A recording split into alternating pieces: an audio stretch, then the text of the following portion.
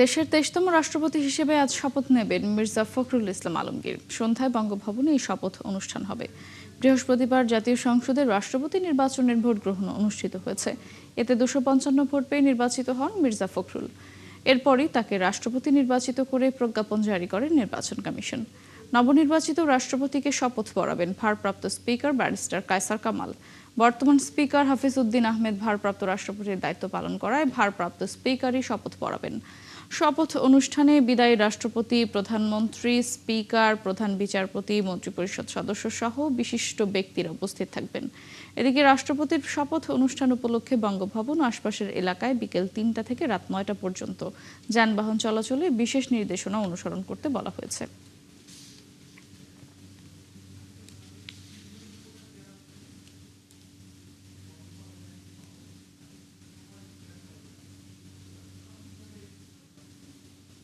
বঙ্গভবনে শপথ নেওয়ার আগে শহীদ রাষ্ট্রপতি জিয়াউর রহমান ও সাবেক প্রধানমন্ত্রী বেগম খালেদা জিয়ার সমাধিস্থলে শ্রদ্ধা জানাবেন মির্জা ফখরুল ইসলাম আলমগীর। সেখানে আছেন সহকর্মী ফরহাদ ইবনে মালিক, যুক্ত হব তার সঙ্গে।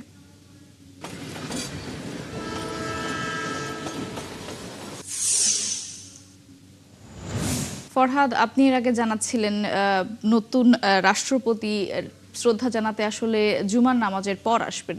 তো এখন সেখানে আসলে দলের যে নেতাকর্মী যারা আছেন তাদের ভিড় দেখছেন কিনা, তাছাড়া এই মুহূর্তের কি পরিস্থিতি জানতে চাই।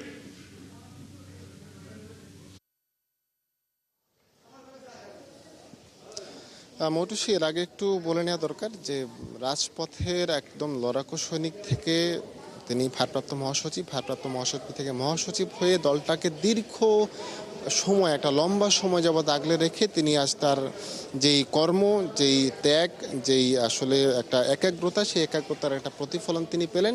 তিনি গতকাল সংসদ সদস্যদের পরোক্ষ ভোটের মাধ্যমে তিনি রাষ্ট্রপতি নির্বাচিত হলেন। আজ তিনি শপথ নেবার আগে এখানে জিয়া উদ্যানে আসবেন। তিনি শহীদ রাষ্ট্রপতি জিয়াউর রহমান এবং আপসহীন গণতন্ত্রের নেত্রী এবং সাবেক প্রধানমন্ত্রী বেগম খালেদা জিয়ার সমাধিতে তিনি শ্রদ্ধা জানাতে আসবেন। রাষ্ট্রীয় প্রোটোকল নিয়ে আসলে আমরা যেই বিষয়টা বলতে পারি, এজন্য এখানে কিন্তু একটা নিরাপত্তা ব্যবস্থা অলরেডি এর মধ্যে নেওয়া হয়েছে। এখানে পাশাপাশি যেই পরিষ্কার পরিচ্ছন্ন করার যে কাজ, যেহেতু দেশের 23তম রাষ্ট্রপতি এবং নির্বাচিত রাষ্ট্রপতি আসবেন, সরাসরি ভোটের মাধ্যমে নির্বাচিত রাষ্ট্রপতি আসবেন, সে উপলক্ষে কিন্তু পরিষ্কার পরিচ্ছন্নতার কাজকর্ম কিন্তু হাতে নেওয়া হয়েছে। আর নেতাকর্মীদের কথা যদি বলি, নেতাকর্মীরা কিন্তু এরই মধ্যে অনেক নেতাকর্মী এখানে এসেছেন, যেহেতু আজ জুমা নামাজের দিন। নামাজের সময় এবং জিয়া উদ্যানের পাশেই কিন্তু একটি জামে মসজিদ রয়েছে, সেখানে জামে মসজিদে এখন নেতাকর্মীরা কিন্তু জামাত আদায় করতে গিয়েছেন, নামাজ আদায় করতে গিয়েছেন। নামাজ আদায় করার পরে তারা এখানে এসে পৌঁছবেন। আমরা যতটুকু জানতে পেরেছি, জুমার নামাজ আদায় করার পরে তিনি বর্তমান রাষ্ট্রপতি, 23তম রাষ্ট্রপতি, নবনির্বাচিত রাষ্ট্রপতি, তিনি তার হেয়ার রোডের বাসা থেকে তিনি এখানে এই উদ্দেশ্যে রওনা দিবেন এবং তিনি এখানে আসবেন। এসে তিনি শ্রদ্ধা নিবেদন করবেন। তার সাথে বিভিন্ন নেতা যারা রয়েছেন তারাও এখানে থাকার কথা রয়েছেন। আর এরপরে কিন্তু ভারপ্রাপ্ত স্পিকারের মাধ্যমে সন্ধ্যা 7টায় তিনি বঙ্গভবনের শপথ অনুষ্ঠানে অংশগ্রহণ করবেন এবং শপথ নিয়ে তিনি আনুষ্ঠানিকভাবে রাষ্ট্রপতির কর্মকাণ্ড তিনি পরিচালনা করবেন। এই অবস্থা আমাদের কাছে এই পর্যন্ত এতটুকু ছিল। তবে তিনি আসা মাত্রই আমরা আরও বিস্তারিত জানানোর চেষ্টা করব। নিরাপত্তার ব্যবস্থা নেওয়া হয়েছে 3 স্তরে, সর্বোচ্চ নিরাপত্তার ব্যবস্থা নেওয়া হয়েছে। মৌটুসী, ধন্যবাদ ফরহাদ, আপনি থাকবেন সেখানে। রাষ্ট্রপতি পৌঁছলে নিশ্চয়ই আবারও আপনার মাধ্যমে আমরা সেখানে যুক্ত হব। এদিকে রাষ্ট্রপতি হিসেবে মির্জা ফখরুল ইসলাম আলমগীর নির্বাচিত হওয়ায় অভিনন্দন জানিয়েছে চীন, যুক্তরাজ্য, ফ্রান্স ও সুইজারল্যান্ড। ঢাকায় অবস্থিত দেশগুলোর দূতাবাস ও হাইকমিশন পৃথক বার্তায় রাষ্ট্রপতি আলমগীরকে শুভেচ্ছা জানিয়েছেন। বৃহস্পতিবার ঢাকায় চীনা দূতাবাসের এক বার্তায় বলা হয়, বাংলাদেশের সঙ্গে সম্পর্ককে অত্যন্ত গুরুত্ব দেয় চীন। নতুন যুগে দুই দেশের জনগণের কল্যাণে বাংলাদেশ চীন সম্পর্ক আরও জোরদারে একসঙ্গে কাজ করার প্রত্যয় ব্যক্ত করেছে দেশটি। এদিকে ঢাকায় ব্রিটিশ হাইকমিশন জানায়, দুই দেশের দীর্ঘদিনের ঘনিষ্ঠ অংশীদারিত্ব আরও শক্তিশালী করতে রাষ্ট্রপতি ফখরুল ও বাংলাদেশ সরকারের সঙ্গে কাজ করতে আগ্রহী যুক্তরাজ্য। ফ্রান্সের দূতাবাস বলেছে, বাংলাদেশের গণতান্ত্রিক যাত্রায় প্রবীণ রাজনীতিক হিসেবে মির্জা ফখরুলের দীর্ঘদিনের অবদানকে স্বীকৃতি দেয় ফ্রান্স। একই সঙ্গে দুই দেশের দীর্ঘদিনের বন্ধুত্ব ও দ্বিপক্ষীয় সম্পর্ক আরও জোরদারে অঙ্গীকার পুনর্ব্যক্ত করেছে দেশটি। রাষ্ট্রপতি মির্জা ফখরুল ইসলাম আলমগীরকে অভিনন্দন জানিয়েছে সুইজারল্যান্ডও।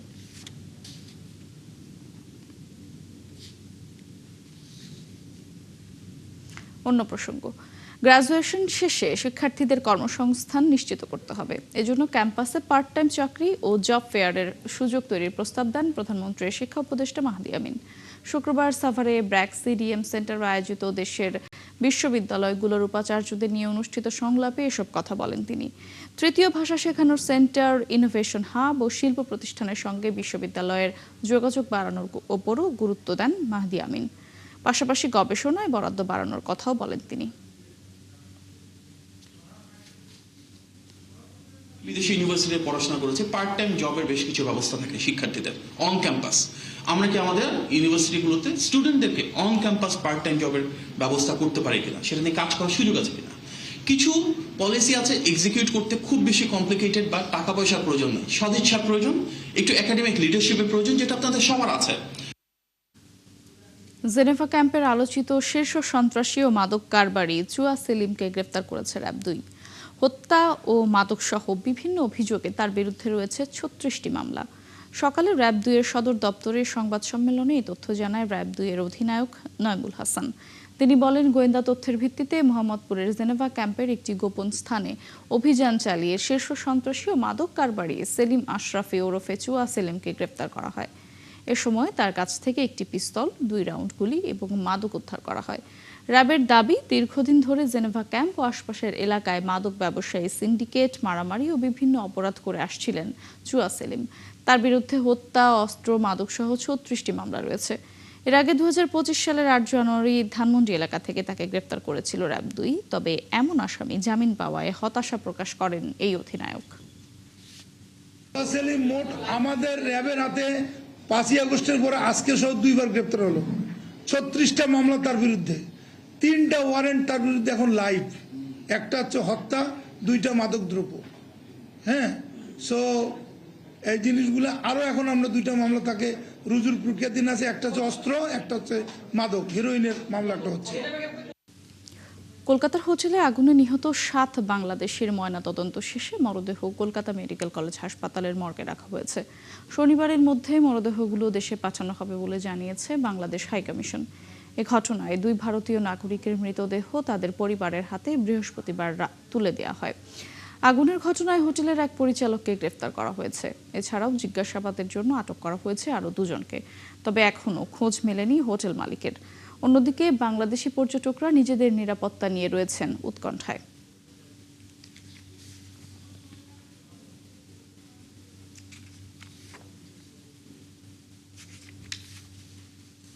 মানিকগঞ্জের বাজারে গেল সপ্তাহের তুলনায় শাকসবজির দাম কমলেও বাড়তি রয়েছে মাছ, মাংস ও ডিমের দাম।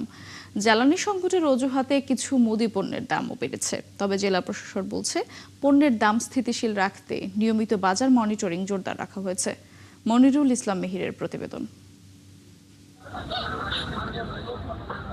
এক সপ্তাহের ব্যবধানে মানিকগঞ্জে বেড়েছে সব ধরনের সবজির সরবরাহ, আর এতে দাম কমতে শুরু করেছে।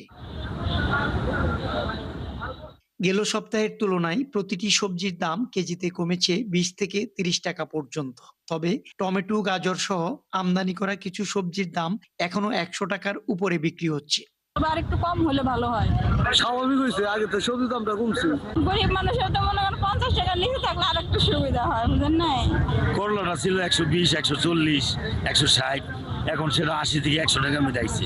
তবে সবজির দাম কমলেও এখনো বাড়তি রয়েছে মাছ, মাংস ও ডিমের দাম। ক্রেতারা বলছেন, মাছের সরবরাহ বাড়লেও আগের মতো বেশি দামেই কিনতে হচ্ছে। আর বিক্রেতারা বলছেন, আড়তে মাছের দাম বাড়তি, তাই বেশি দামে বিক্রি করতে হচ্ছে তাদেরও। বাইলা মাছের দাম বেশি, পাবদা মাছ এগুলো তো নদীর মাছ, এগুলোর দাম একটু বেশি। আর একটু কম হইলে ভালো হতো, কিন্তু ঘুরলাম তো ওইরকম কম পাইলাম না। তো দাম মোটামুটি কিছুটা কমেছে, কিন্তু নদীর মাছগুলো এখানে পাওয়া যায় কম, কিন্তু দাম একটু বেশি। এদিকে ডিমের হালি 40 টাকা থেকে বেড়ে বিক্রি হচ্ছে 48 টাকায়। আর ব্রয়লার মুরগির দাম গেল সপ্তাহের তুলনায় বেড়েছে 20 টাকা পর্যন্ত। এ অবস্থায় বাজার নিয়ন্ত্রণে রাখতে প্রশাসনের মনিটরিং জোরদারের দাবি ক্রেতাদের। দেশি মুরগির দাম 650 টাকা চাচ্ছে, এটা আমাদের জন্য আসলে অনেক কঠিন বিষয়। ব্রয়লার মুরগি 190, সোনালী 280। দাম বাড়তে যায়, ছোট মুরগি, বড় মুরগি পাওয়া যায় না, বড় মুরগির দাম বেশি। আরো মানে খাসি আছে 1200 টাকা করে, আর ছাগল বা পাটি সেগুলো 1000 টাকা করে আছে। এ বিষয়ে জেলা প্রশাসক বলছেন, নিত্যপণ্যের দাম স্থিতিশীল রাখতে নিয়মিত বাজার মনিটরিং ব্যবস্থা জোরদার রাখা হয়েছে। নির্ধারিত দামের চেয়ে বেশি দামে বিক্রি করা, তো সেখানে আমাদের নিয়মিত মোবাইল কোর্ট কাজ করছে এবং একই সাথে কাজ করছে আমাদের ভোক্তা অধিকার অধিদপ্তরের কর্মকর্তা। তিনি নিয়মিত অভিযান পরিচালনা করছেন এবং নির্ধারিত দামের চেয়ে বেশি মূল্যে কেউ বিক্রি করলে সেখানে তিনি খুবই কঠোর ব্যবস্থা গ্রহণ করছেন। সবজির পাশাপাশি বাজারে আদা, রসুন, পেঁয়াজ সহ মসলার দামও কিছুটা কম রয়েছে। তবে জ্বালানি সংকটের অজুহাতে বেশ কিছু মুদি পণ্যের দাম বেড়ে গেছে। মনিরুল ইসলাম মিহির, ৭১, মানিকগঞ্জ। এদিকে খুলনার বাজারে পেঁপে বাদে প্রায় সব ধরনের সবজি ৭০ থেকে ৯০ টাকা দরে বিক্রি করা হচ্ছে। মাছও বিক্রি হচ্ছে চড়া দামে। তবে স্থিতিশীল রয়েছে গরু, খাসি ও মুরগির দাম। সরবরাহে ঘাটতি ও বৃষ্টির প্রভাবে খুলনার বাজারগুলোতে কাঁচা সবজির দাম ক্রেতাদের নাগালের বাইরে রয়েছে। বর্তমানে বেগুন ৭০ টাকা, করলা ৬৫, পটল ৬০, কাঁকরোল ৬০, বরবটি ৫০ ও লাউ ৫০ টাকা দরে বিক্রি হচ্ছে। তবে গত সপ্তাহে কাঁচামরিচ ৪০০ টাকায় কেজি দরে বিক্রি হলেও বর্তমানে তা বিক্রি হচ্ছে ১০০ টাকা কেজি। এদিকে ব্রয়লার মুরগি ১৮০ টাকা, কক মুরগি ৩০০, সোনালী মুরগি ৩০০, লেয়ার মুরগি ৩৫০, দেশি মুরগি ৫৫০ এবং গরুর মাংস ৭৫০ টাকা এবং খাসি ১২০০ টাকা কেজি দরে বিক্রি হচ্ছে।